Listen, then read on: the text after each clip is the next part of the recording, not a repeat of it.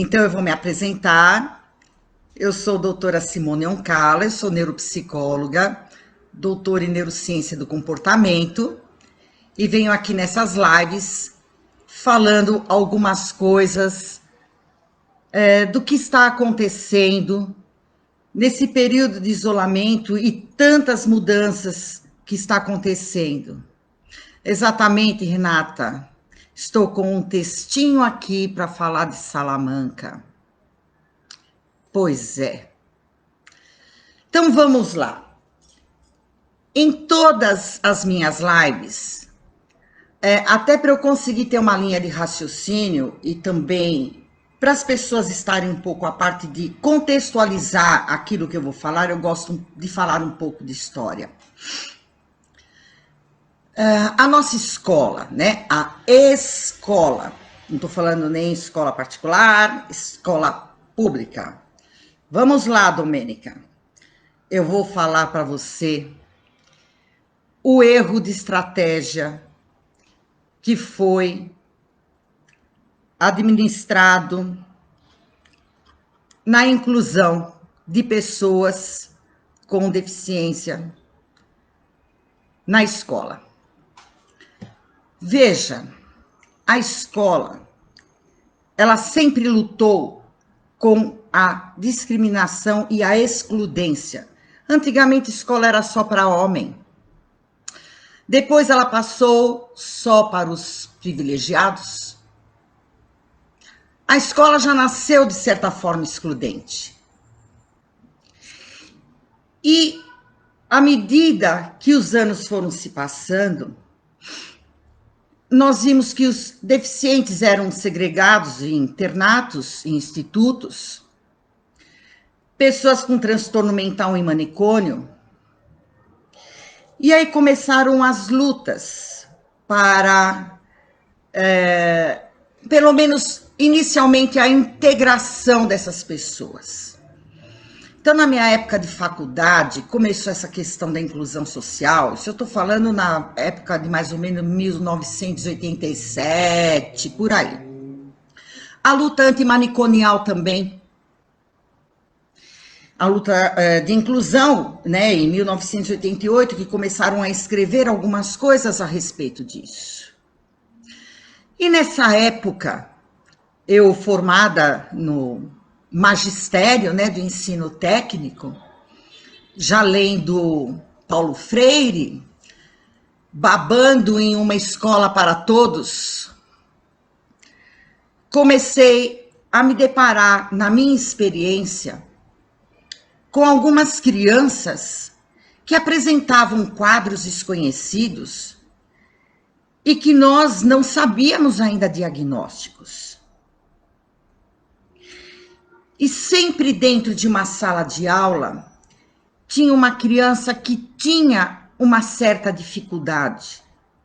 Mas nessa época, na década de 80, até os diagnósticos para algumas síndromes, para o espectro do autismo, dislexia, TDAH, nada. E eu tinha uma diretora muito experiente, que, claro, ela também não tinha esses saberes, porque pouco até os pediatras sabiam indicar para a gente o que aquela criança tinha. Ela chegava para mim e falava assim: Simone, eu não sei o que aquela criança tem, mas ela tem alguma psique, ela falava para mim. E eu achava engraçado quando ela usava esse termo, como dizendo: Simone, eu não sei o que ela tem, mas ele tem alguma coisa. A gente vai precisar ver o que ele tem, conversar com esses pais, talvez trabalhar de uma forma diferente, porque ele não dá conta de algumas coisas. Eu não estou falando nem de uma deficiência clássica. Eram aquelas crianças que apareciam com alguns transtornos de aprendizagem ou algum tipo de transtorno que na época nós ainda não conhecíamos. E começaram a vir as leis para trabalharmos com isso. E nessa época também foi o grande boom, né, assim, da reabilitação, da estimulação precoce com as crianças deficientes. Começaram a investir e acreditar no potencial dela, começaram a surgir pesquisas, veja, tudo foi surgindo na mesma época, mas como estava a escola naquela época? A escola privada, nem pensar, mas a escola pública, ela tinha uma sala especial, e eu lembro que nessa sala especial, eu tinha irmãos de amiguinhos nessa sala especial. Boa noite, João Peduto. E naquela sala tinham pessoas com deficiências, mas de várias idades. Era um depósito. E tinha uma japonesinha, a professora Kikue, eu estou te falando isso que eu lembro que eu tinha aproximadamente uns 4 anos, que era uma graça o trabalho que ela fazia. E desde quando eu comecei a trabalhar com educação, que eu nunca me esqueci dessa professora, olá, Sirlene,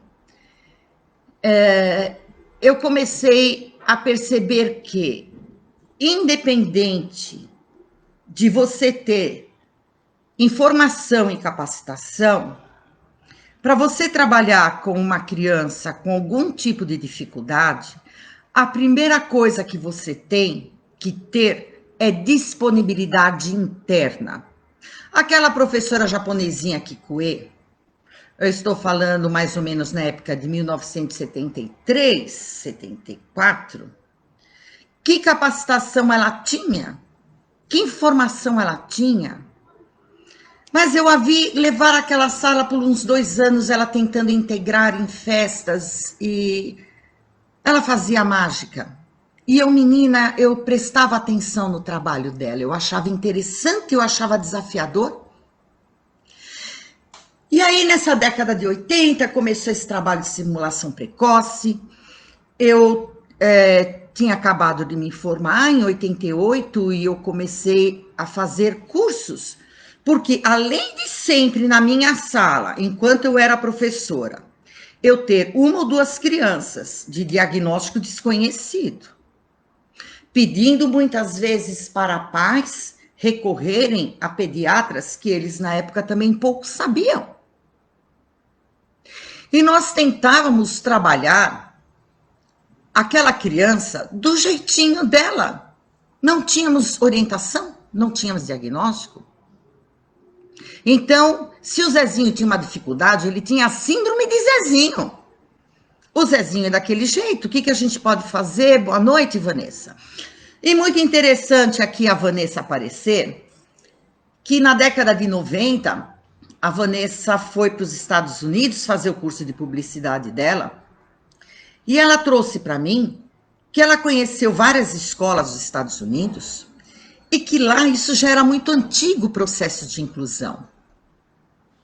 Várias escolas com várias crianças com cadeirantes, síndrome de Down e outras dificuldades, e todas equipadas com recursos, rampas de acesso. E nós aqui nada. Nem professor tinha rampa de acesso, se bobeasse, não conseguia nem chegar na escola. E eu comecei a fazer os cursos de autismo. Fui na AMA, passei lá 1 semana com pacientes com autismo de todos os níveis. Cursos na ACD, simpósios. Veio um pessoal da Suécia explicar para a gente o que era síndrome de Asperger, que era a criança com alto nível de funcionamento. Fizemos um curso aí de uma carga horária, uma jornada longa. E eu estou falando tudo isso antes do ano 2000.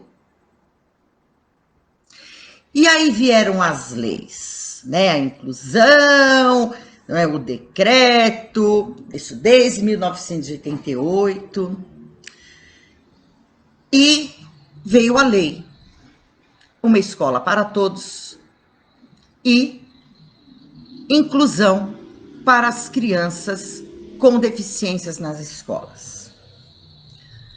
Aí, como a Regina citou, olha só que bonito. Eu trouxe aqui a Declaração de Salamanca, de 1994.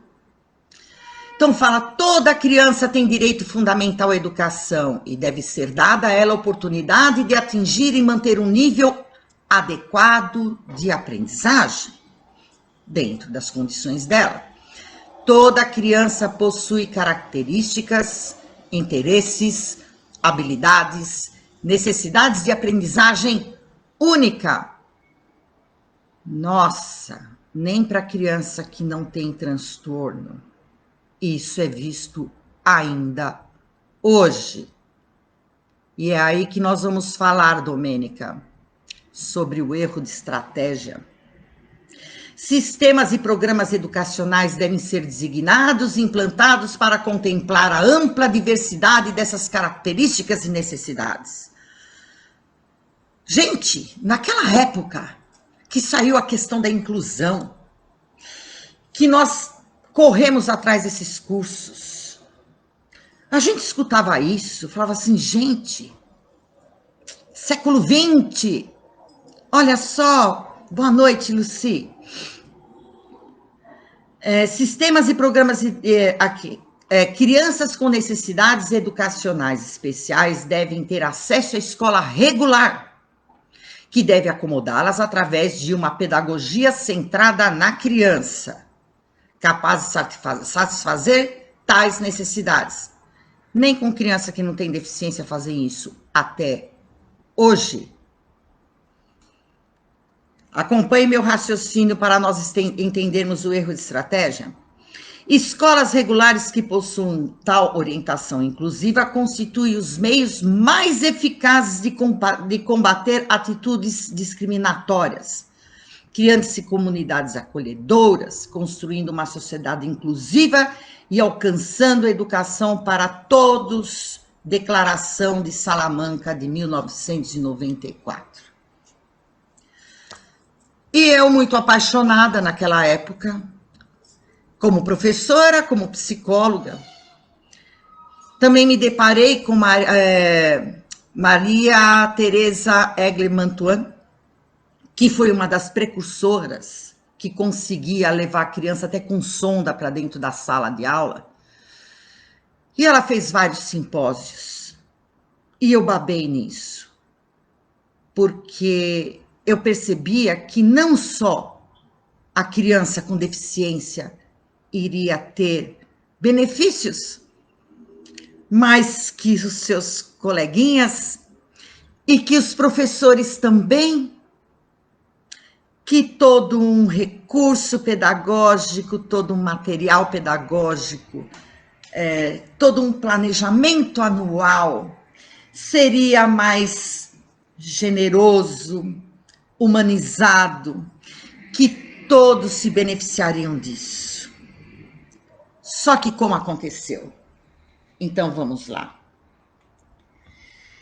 Arremessaram as pessoas com deficiência em salas com mais de 30 alunos, sem capacitar professor, sem mesmo o coordenador da escola estar capacitado para poder ser uma ponte de informação.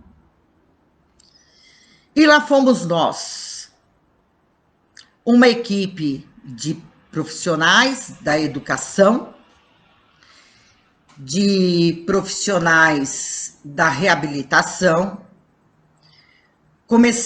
Formamos uma equipe e fomos contratados para ir às escolas, dar curso de capacitação para esses professores. Porque eles não sabiam se eles davam aula ou se ele saía correndo atrás da criança com autismo, ou se ele ajeitava a criança na cadeira, ou algumas crianças que ele precisava dar o alimento na boca, cadeirantes com problemas motores.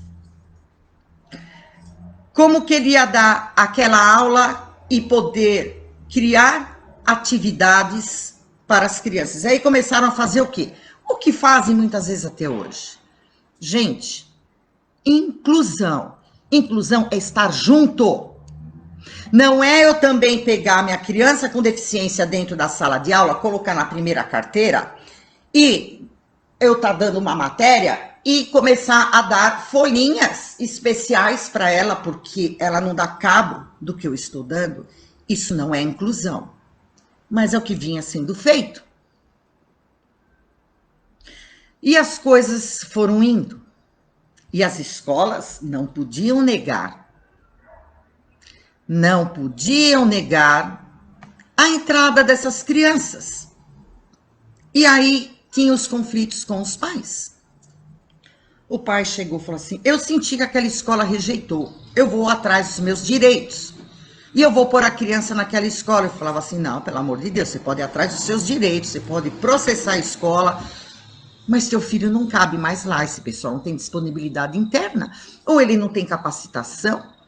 Como que para você poder cumprir uma lei, você vai pôr o seu filho lá, pronto e acabou? Como é que vão tratar seu filho? Gente, foram situações muito delicadas. Os professores realmente, Renata, não sabiam nem a deficiência que o aluno tinha. Quando nós começamos a dar esses cursos de capacitação, e a própria Secretaria de Ensino que contratava gente para a escola pública, nós fomos para Campinas, Hortolândia, Guarulhos, São Bernardo, todo o ABC, Valinhos, olha, para tantos lugares que eu não consigo nem lembrar. Você sabe o que acontecia quando nós chegávamos lá? Elas falavam assim: pelo amor de Deus, nós não queremos escutar sobre políticas públicas, de falar que é tudo lindo, que é inclusão, declaração de Salamanca. A gente não sabe o que fazer com ele dentro da sala de aula. Elas choravam. Então, quando iniciou esse processo de inclusão, na década de 90, esses professores choravam, eles não sabiam o que fazer. E muitos nós víamos que entendia o processo de inclusão e gostaria de ter um respaldo ou uma capacitação para lidar. Porque, gente, quando a gente fala de uma criança com deficiência, não é o que aparece bonitinho na televisão. Não é isso que aparece. Aquela criança que tem apenas um atraso intelectual.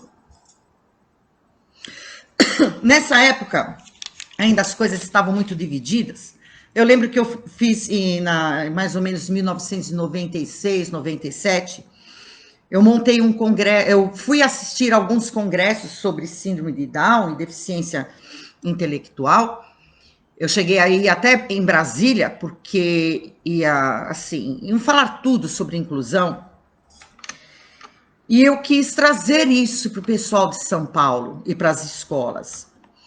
E eu lembro que a Unip, a Unicid, ela nos cedeu, por meio de um querido amigo, o auditório para que nós pudéssemos fazer e trazer toda essa experiência e novidades, porque aqui na região da Zona Leste tinham muitas escolas especiais. E as pessoas não entendiam muito inclusão. Até fazer uma integração, ok, isso sempre existiu, de quando a escola pública tinha a sala especial. Oi, Yara, boa noite, querida. E eu lembro que eu consegui, naquela época, convidar, olha, naquela época, talvez os melhores. Era a fisioterapeuta, o neurologista Salomão Schwartzman, pessoas, instituições.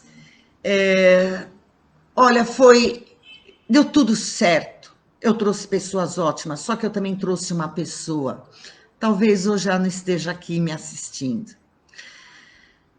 Eu trouxe uma pessoa que ainda mantinha a escola especial. Por quê? Porque eram crianças que tinham deficiências múltiplas, muitas dificuldades, e não adianta, as escolas não estavam recebendo. E ela trouxe isso lá. Muitas pessoas torceram o nariz, porque inclusão é muito séria, inclusão não é modinha. E é muito duro fazer inclusão, porque é muito sério. Mas virou modinha, ai, que lindo, Salamanca. Um monte de gente fazendo mestrado, falando sobre a inclusão. pondo a mão na massa, a coisa é diferente. Então, hoje eu estou aqui porque eu pus a mão na massa, e ainda ponho, há mais de 30 anos. Eu sei o que dá certo, o que não dá certo, o que é legal, o que não é, o que é verdadeiro e o que é mentiroso. Então, eu não estou aqui para falar de modinha, para falar o que é lindinho. Ai, o processo de inclusão, direito a todos. Não se deu assim. E quando essa pessoa, né, a professora Silvana, que tinha essa escola, e ela trouxe a realidade dela, as pessoas ficaram pensando, poxa, é mesmo? O que nós vamos fazer com essas crianças que têm esses problemas? E nessa época uma clínica me contratou, tanto para trabalhar na parte clínica dela de psicologia, e tinha uma clínica escola, que eram salas que tinha no máximo 5 crianças com deficiências e precisava fazer um projeto pedagógico. E eu falei, poxa, mas eu estou num projeto aqui de inclusão, eu vou trabalhar com segregação. Então, olha como as coisas são. Precisamos pensar muito antes de falar as coisas. E eu cheguei lá, com todos os meus cursos, minha experiência com a minha filha, que tinha síndrome de Down. Cheguei lá achando que eu ia poder já trabalhar, oferecer, capacitar. Quando eu cheguei lá, eu encontrei outra realidade. Então vamos lá. Vamos lá, políticas públicas. Vereadora, olha só como as coisas acontecem. Eram crianças que tinham deficiências múltiplas. Eu tinha cadeirantes que tinham autismo, baixa visão. Eu tinha outros que tinham que andar com capacete porque tinham 17 crises epiléticas por dia. Eu tinha pacientes com autismo severo. Eu tinha pessoas com atraso mental severo. Eu tinha crianças com síndromes desconhecidas, que eu não tinha nem ideia, eu precisei sair pesquisando. E eram umas 6 salas, com umas 5 crianças na sala de aula. Quando eu olhei, eu pensei assim, meu Deus, eu não sei por onde começar. E a pessoa que ia sair do cargo, eu ia entrar no cargo dela, eu falei, você me ampara por uma semana, eu só preciso te escutar. E eu preciso ver você trabalhar. Eu estava com uma equipe ótima. O pessoal da clínica de reabilitação, eu nunca vi clínica de reabilitação igual a CDE dos anos 90 e dos anos 2000. Eu sei que essa clínica CDE continuou, e me parece que está muito boa, mas ela mudou de lugar, mudou de configuração, de dono, eu já não tive mais contato. Mas era uma equipe poderosa. E eu não sabia o que fazer com aqueles alunos. E estavam todos os estagiários de psicologia assim esperando eu falar o que tinha que fazer com as crianças. Eu precisei reorganizar, dividir por idade, ver condições, quem conseguia mexer mão, quem não mexia a mão. E foi indo, e nós fomos aprendendo juntos. E incluímos uma série de coisas, sistema de comunicação alternativa, e começamos a estudar, trouxemos pessoas para dar cursos de neuropsicologia para a gente, de Libras, de comunicação alternativa. E fora isso, tinha as TOs maravilhosas, que eu tenho uma paixão, uma gratidão grande por elas, até hoje que elas eram as donas. Conheci amigas, fisioterapeutas, fono. Foi a minha maior faculdade. Porque quem eram os nossos pacientes? Vamos lá, políticas públicas. Todas essas instituições aí, que começa com A, que fazem propaganda para arrecadar na televisão, todas essas instituições de renome, elas precisam de patrocinador. E elas precisam, por ano, mandar um portfólio ou mostrar o trabalho. Você sabe quem vinha lá para a nossa clínica CD? Quem não era aceito nessas instituições bam. Você sabe por quê? Ele tinha uma deficiência tão grave que eles eram pacientes, muitas vezes, que eles chamavam para manutenção. Eles não iam progredir de uma forma que eles pudessem mostrar em vídeos, fotos, em portfólios para os patrocinadores e baterem palminha. Lá chegavam as crianças que ninguém queria trabalhar, não valia a pena.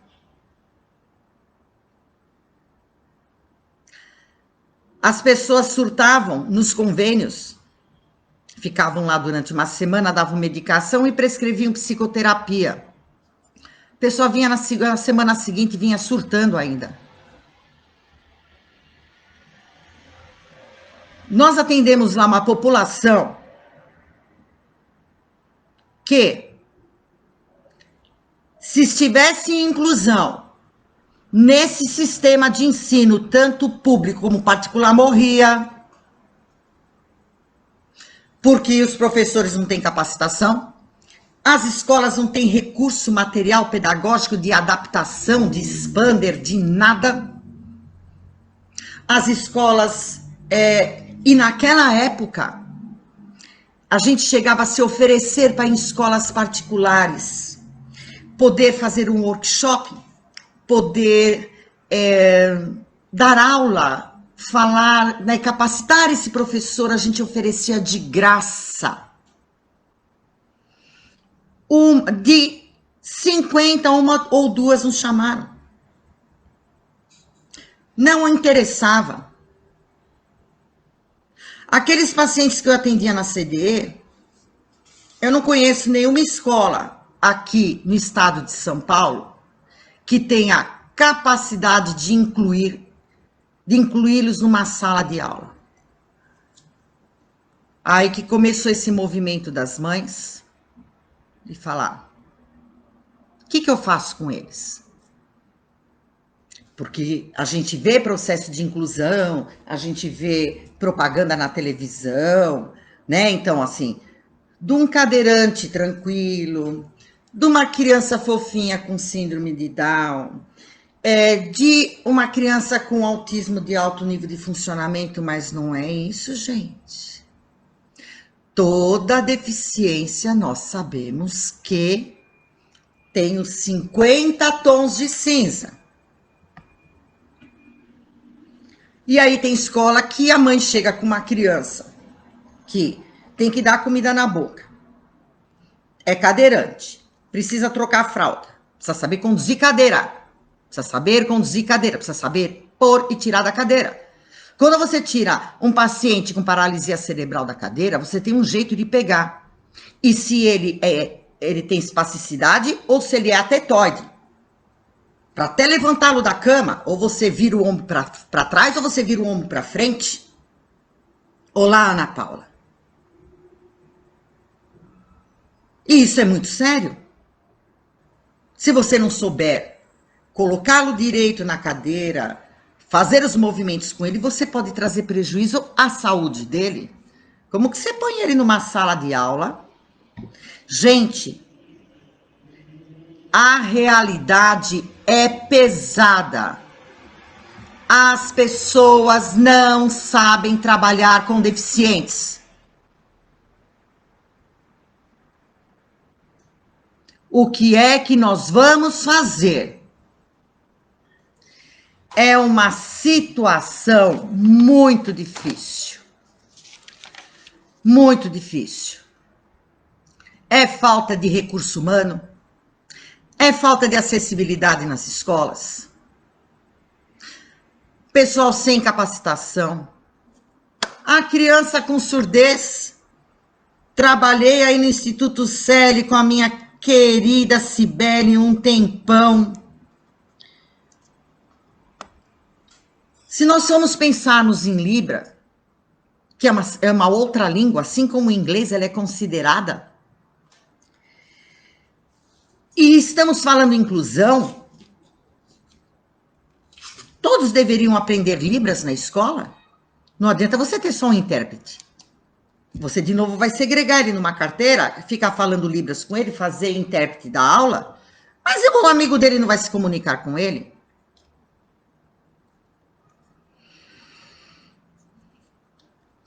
Então, não venha dizer que a inclusão foi linda e maravilhosa. Ela deveria ser. Ai, quando eu estudava, quando eu escutava a Maria Tereza Egger Mantuan, que está lá ainda na Unicamp, quando nós conseguíamos capacitar alguns professores e eles davam feedback do trabalho, gente, que coisa mais linda. E tudo depende da capacitação e aquela coisa da disponibilidade interna do educador e da escola também. Como que você vai colocar um filho seu na escola, porque inclusão é lei, se a diretora, na hora de fazer a matrícula, torceu o nariz, você vai pôr o seu filho lá?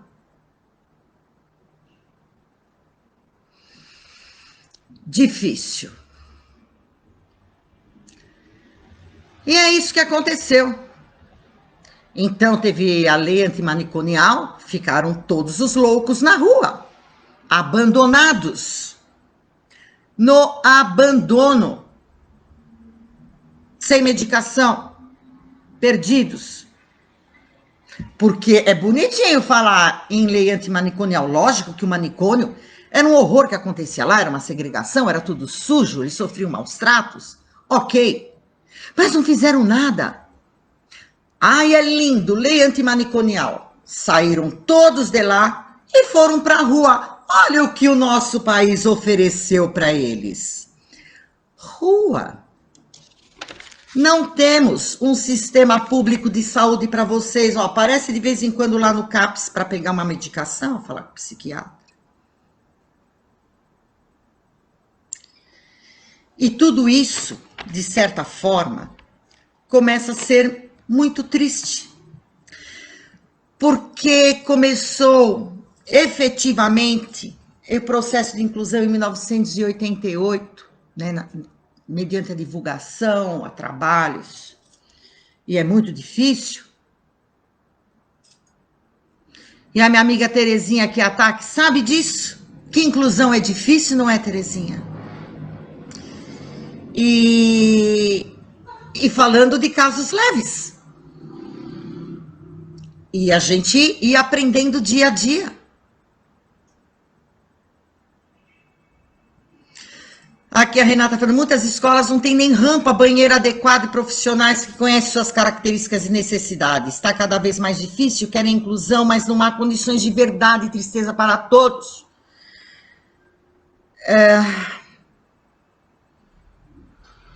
É fazer a gente de besta. É fazer a gente estudar, a gente ter paixão.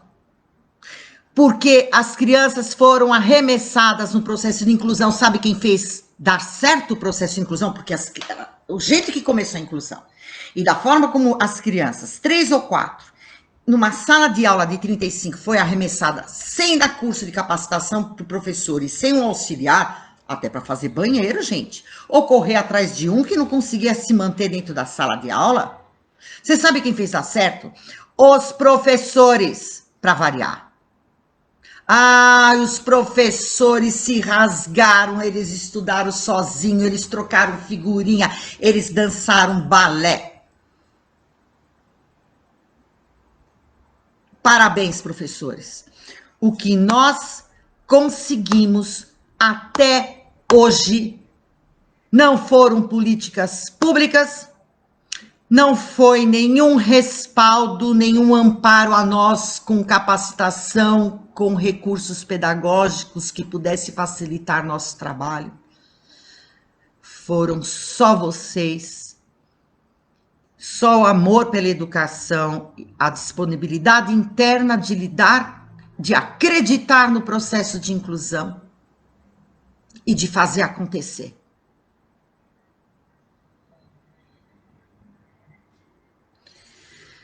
Só que o que foi acontecendo? Pois é, gente. Nadamos. Ops. Vamos morrer na praia? A Ana está falando, a inclusão só fica no papel mesmo, que pena. O máximo que temos é uma sala, né, mas a sala de aula, o professor não é capacitado para isso. E sabe, Ana Paula, eu acredito tanto nos professores, se eles fossem capacitados, treinados, se fizessem um investimento, eu acho que teríamos trabalho. Nós já temos trabalhos lindos de inclusão, vivendo nessa pobreza de recursos. Imagina se esses professores fossem capacitados. Uma escola ou outra que fez, ou porque tinha uma educadora que trabalhava nas políticas públicas e foi lá, ralou o joelho para implantar dentro da escola dela. Não foi o Estado, o município, que não, e nem a nossa pátria mãe gentil.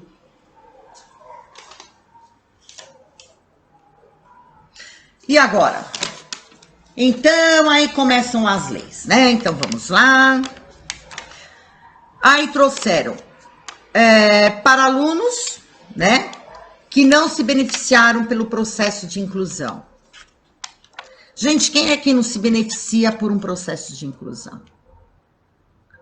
Quem? Todos nós nos beneficiamos por um processo de inclusão.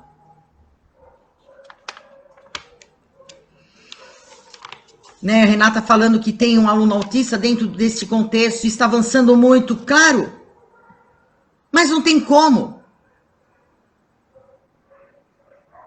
Eles não compram um material, um lápis adequado para essa criança que às vezes tem um tônus muscular mais hipotônico, e você pede e não vem material.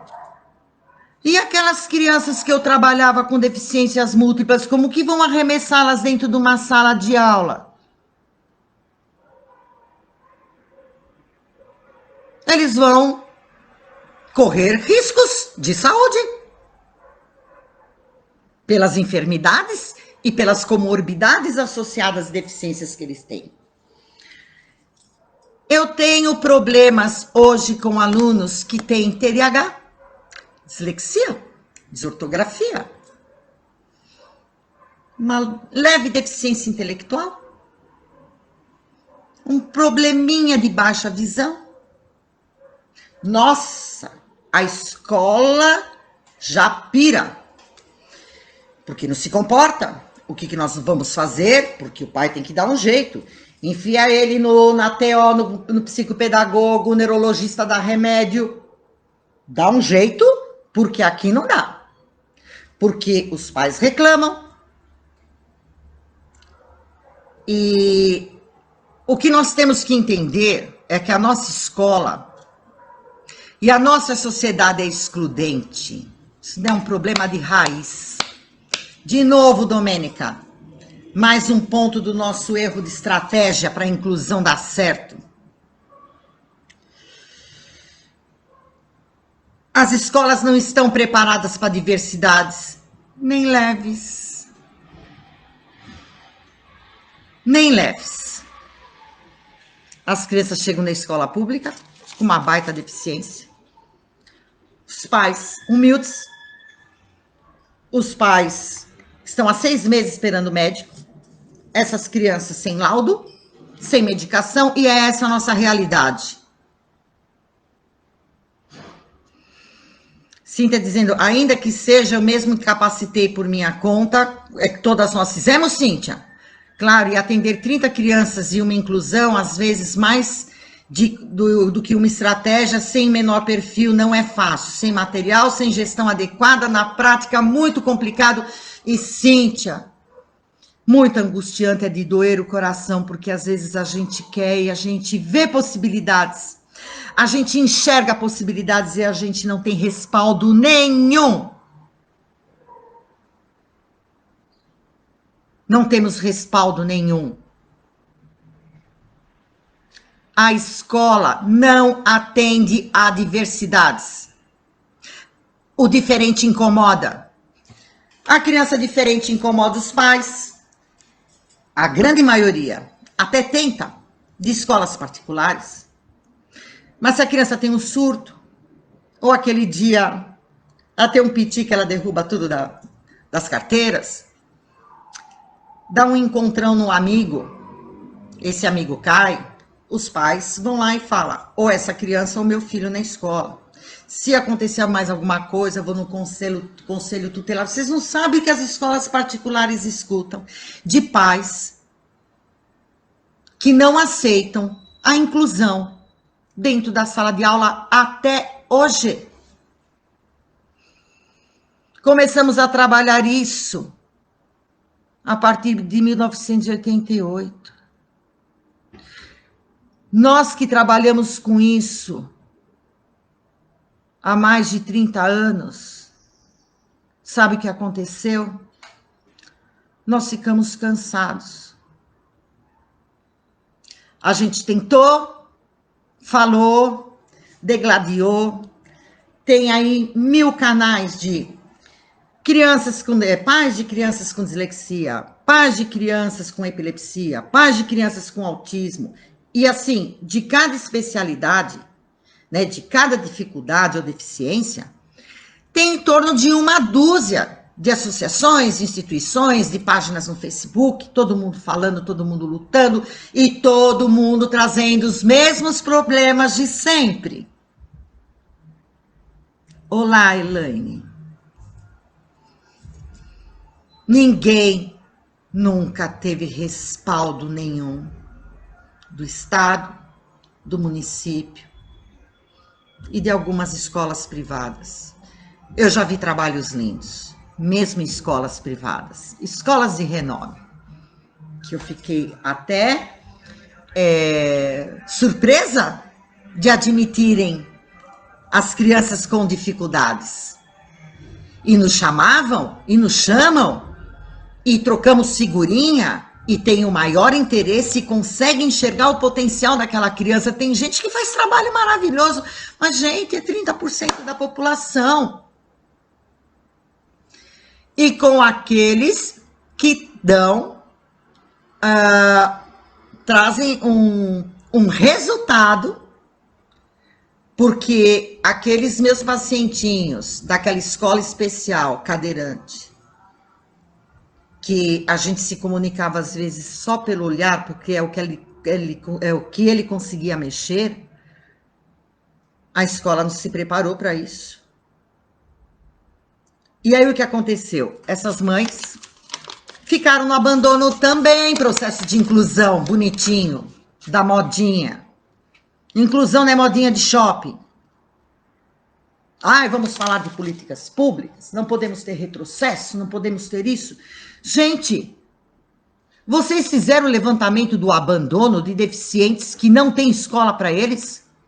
Porque se ele for para aquela escola, ele corre risco? Porque tem uma professora com 30 alunos na sala de aula, 2 com autismo, 1 com deficiência mental e o cadeirante? Sem rampa de acesso, nada. Gente, acorda. Sabe, agora a água, o que aconteceu? A água bateu na bunda, que nem falava minha mãe. Ficaram filosofando muito. Foi pouco trabalho, foi pouco investimento. E essas mães começaram o quê? Não foi o governo que decidiu, não foi Bolsonaro. Gente, essa lei tá sendo preparada desde a época do Temer. E todo mundo, alguém correu atrás, faz mais de 2 anos que essa lei nova, né, a nova Política Nacional de Educação Especial, né, decreto 10.502, de 30/9. Só eu sabia que isso estava rolando há 2 anos, desde a época do Temer. O pessoal das políticas públicas, não. O pessoal das escolas municipais, os secretários, alguém saiu correndo para fazer alguma coisa? falando assim, esses pais têm razão. Nós vamos ter que agora investir em recursos para poder atender a todos. Porque nós estamos trabalhando há 30 anos com essa inclusão e nós estamos andando na esteira. Fizemos muitas coisas, sim, mas nós fizemos 30% do que nós tínhamos que fazer. Pode começar a chorar, educadores. 30%. Porque vocês não sabem do resto da população deficiente que tem.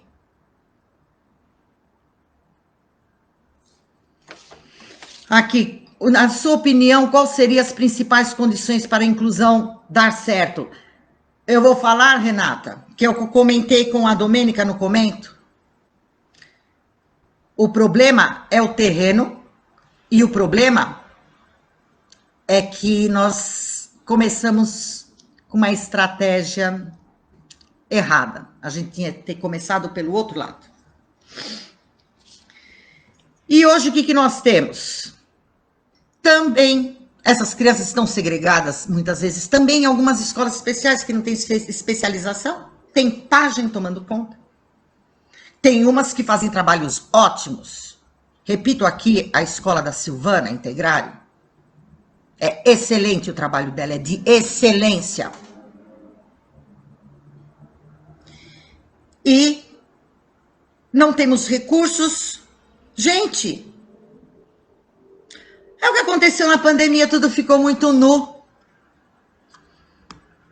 Como que as escolas públicas iriam voltar se ela não tem nem torneira do banheiro, papel higiênico? Como que ia pôr todo aquele aparato de condições de higiene e de prevenção ao coronavírus? Ha, ha, ha. Eu fiquei só aguardando. Porque não queriam liberar as escolas privadas e só cederam um sistema híbrido e de acolhimento?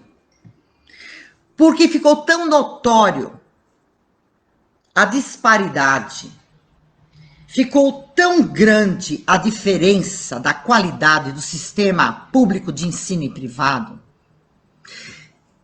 inclusive na época de isolamento social, que muitos não tiveram aula porque não tinham aparelhos, tinham professores que não tinham notebook, que pegavam duas condições, iam com máscara para a escola para usar o aparelho da escola, porque ele também, coitadinho, não tem na casa dele.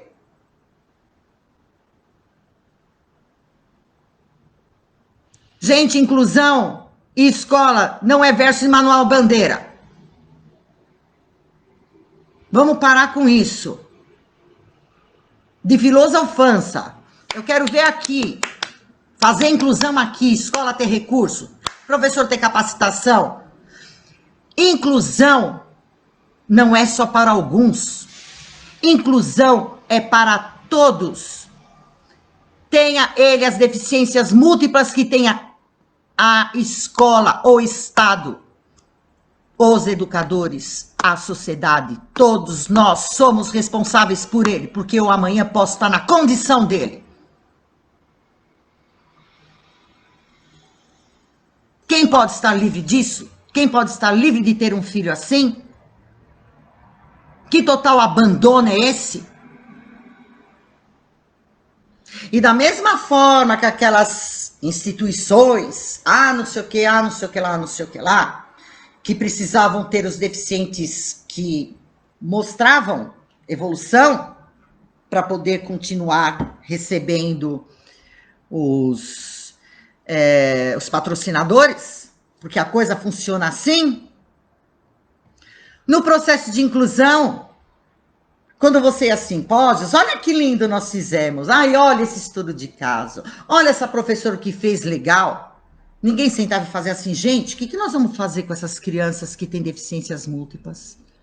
Gente, como que a gente vai poder incluir surdo se os amigos não aprendem Libras? Se o professor não sabe Libras, nós vamos deixá-lo segregado de novo numa carteira com uma pessoa do lado para poder ser intérprete dele? Isso, no ensino médio, na faculdade, até pela própria maturidade da pessoa, ok. Mas, gente, tem criança surda, a grande maioria, gostaria que a Sibeli estivesse aqui. Elas têm um problema de aprendizagem, de comportamento, por não ter a linguagem, muito sério. Eu trabalhei anos, eu vi isso, eu assisti. Eu quis hoje falar com vocês, gente, porque há mais de 30 anos eu trabalho com isso. Tanto na educação, na escola, na reabilitação, curso de capacitação do professor, eu senti a realidade arder na pele. E mesmo hoje os simpósios, tem alguns simpósios aí com as bambambãs da inclusão, com as educadoras, não sei o quê, professora parará falando, gente, o que nós vamos fazer com os nossos alunos mais graves? Gente, como que nós vamos poder ampliar esses cursos de capacitação? Não, olha que bonitinho a inclusão, olha o que nós fizemos com essa criança. A Ana Paula falando, o professor muitas vezes pode ter também a devida capacitação, mas 30 alunos na sala de aula... e ninguém para ajudar, é difícil mesmo. Ana Paula, vamos lá que precisamos pensar. Então, veja só. A escola não é preparada para diversidades. Nós estamos falando de crianças deficientes. Se você colocar uma criança com autismo de alto nível de funcionamento na sala de aula, ai que demais, lógico. Ele é sopa no mel. Pega uma criança com autismo clássico. Põe na sala de aula. As mães começaram a tirar. Por quê? Eles fugiam. Eles caíam. A professora, e não é que culpa da professora, a professora não dava conta. As mães começaram a tirar. Eles não tiveram respaldo nenhum. Então, quando essa lei traz assim, quando o aluno não se beneficia pelo processo de inclusão, a inclusão foi arremessada no sistema de ensino no Brasil para não dar certo, acorda. Quem levou 30 anos para conseguir mostrar algum resultado e fazer valer foi professor, não houve investimento nenhum. Chegaram onde eles queriam. Os pais foram pedir. Não tem condições da minha criança ficar na sala de aula com 30 alunos. E todo dia ele chega machucado, porque a coitada da professora veio me entregar chorando, tremendo, nervosa. Porque ele caiu pela terceira vez naquela semana, porque ele tem mania de fugir da sala de aula. E naquela hora ela não acha nenhum acompanhante de sala de aula, de reforço, de nada. Porque não tem. É lei. Ah, é lei no processo de inclusão, você pôr um acompanhante, um auxiliar. Não põe. Acorda, não põe. E essas mães têm outras bandeiras sendo levantadas, porque deixaram chegar nesse ponto. Nadamos, nadamos, nadamos e nós vamos morrer na praia? Quantas educadoras, reabilitadoras como eu, tiramos água de pedra de algumas situações de inclusão.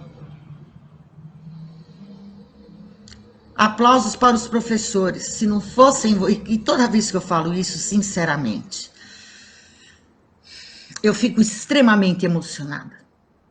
Porque eu trabalhei direto com esses professores. E eles fizeram de um tudo. De um tudo. Se não fossem vocês, nós não teríamos percorrido mais do que 2 décadas de inclusão. Porque tudo aquilo que fala na lei, na Declaração de Salamanca, tudo aquilo que tem na lei, né, do decreto de inclusão desde 1988, nunca fizeram nada por vocês, total abandono. Aí há mais de 2 anos começaram as mães a levantar a bandeira que queriam voltar a algumas escolas especiais, porque, hello, o sistema público não deu conta. As políticas públicas não foram fortes o suficiente. As escolas privadas faziam Na medida que não saíssem da zona de conforto, ou eu estou falando mentira?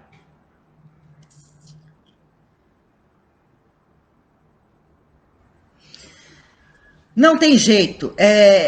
O que essa causa pega no meu coração é que eu conheci profissionais brilhantes que acreditavam, que mostravam saída. Nunca ninguém os escutou. Eu tô brava? Ai, eu fico muito brava. Eu falei que hoje eu ia cuspir fogo. Então é bem isso. Agora essas mães, há mais de 2 anos, começaram a pedir a volta das salas especiais. Porque não atenderam os filhos dela. Eles vão ficar o quê? À deriva?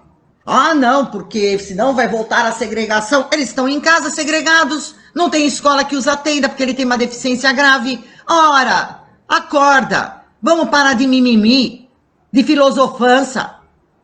Olha a nossa realidade. Porque há 2 anos vem correndo essa nova política nacional de educação especial, esse novo decreto há 2 anos, e nós não escutamos um ai a respeito disso, desde a época do Temer. Cadê os bonitão que falam de inclusão, políticas públicas que nós vamos fazer, nós vamos batalhar? Vocês deixaram chegar sim? Vocês deixaram morrer a inclusão. Ninguém lutou pelas políticas públicas. Um ou outro, nossa, deve ter tido no processo de inclusão algum Tiradentes, entendeu? Alguma Joana d'Arc. Lógico, nós temos expoentes. Não foi uma luta maciça. Muitos nem acreditavam.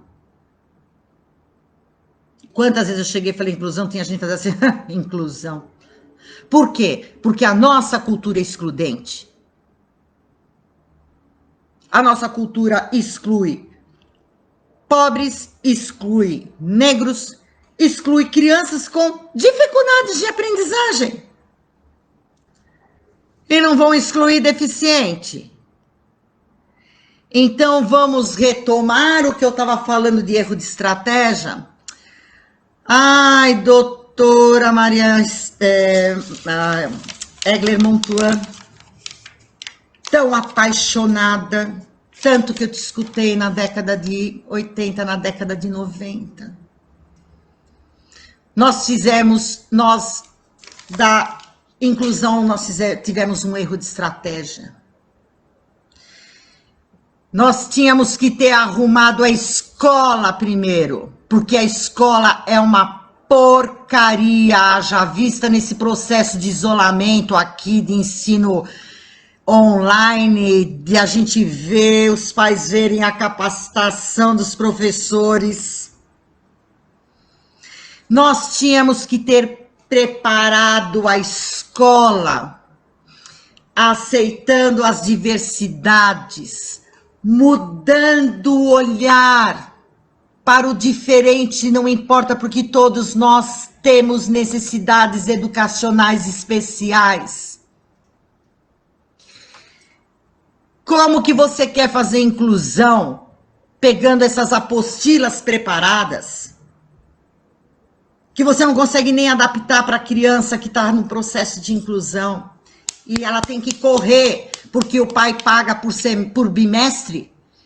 E como que ainda não terminou, tem páginas em branco? Porque aquela professora precisou parar. Porque aquela professora precisou pedir para o grupo ajuda para incluir aquelas crianças. Fez um trabalho diferente para integrá-los. Não, ela não tem tempo para isso. Então, amigos da inclusão, nós começamos pelo lado errado. Nós tínhamos que cair matando nesse processo aí, nessa condição de sistema de ensino precário, ultrapassado, até nas escolas boas, ultrapassado. Nós construímos um processo lindo de inclusão em cima de uma areia movediça. Olha onde foi o nosso erro de estratégia de inclusão social e educacional. Nós tínhamos que ter reformado a escola. Ninguém constrói um prédio lindo sem alicerce. Nós construímos o processo de inclusão sem alicerce. Foi o nosso erro de estratégia. A gente tinha que ter acabado com essa palhaçada da escola ser uma porcaria, ter cobrado dessa escola não ser excludente, seja do que for, de raça, credo, de deficiência, do que for. Nós tínhamos que ter preparado essas pessoas. Nós tínhamos que ter, por meio de campanhas políticas públicas, poxa, a gente faz campanha para tanta instituição, não podia fazer para a escola pública, conseguir reformas de rampa, deixar tudo preparadinho, que aí nós iríamos vir com as nossas ideias, que a gente ia chegar de carrinho, ninguém ia poder com a gente. Mas a gente construiu o processo de inclusão na areia movediça, que é a nossa porcaria do ensino. E aí, nós temos que saber que nós realmente temos uma cultura que não é inclusiva. Pouco foi feito com eficiência, com qualidade, com respeito. Poucos profissionais lutaram, mas os professores fizeram acontecer. Então, eu queria deixar aqui uma vaia para o sistema de ensino e meus parabéns aos professores, porque o pouco que vingará, não sei como que isso vai ficar, o pouco que vingará, quem fez foi vocês. Vocês trabalharam a criança dentro da sala de aula, vocês trabalharam os alunos para o processo de inclusão, vocês convenceram coordenadores de escola, vocês trabalharam os pais para aceitarem, vocês fizeram tudo. Parabéns, professores.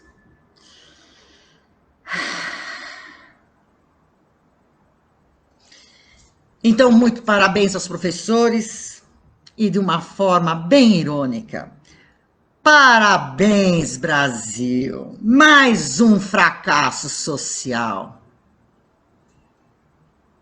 O desmonte da inclusão. Porque não tem outro jeito. Gostaram de mostrar que não deu certo? Pois é. Agora vão ter as salas especiais que o pai e a mãe vão decidir se deixa a criança em inclusão ou em sala especial, porque se eu tivesse um filho cadeirante, com baixa visão, com problemas de convulsão, eu não deixaria meu filho numa escola pública, ele ia morrer. Tira a razão desses pais. Então, gente, chega de filosofância, inclusão não é moda. Mais um fracasso do Brasil. E o que me deixa muito chateada é que a gente vê a nossa bandeira, a gente vê as nossas crianças, a gente vê hastear a bandeira, isso é uma coisa da nossa época. Os hinos. Quando tem jogos e a gente vê um brasileiro na arquibancada, o quanto que a gente se emociona, o quanto que os jogadores se emocionam ao escutar um hino. E a nossa pátria não é mãe gentil. Estamos sofrendo novamente um abandono. E novamente as crianças.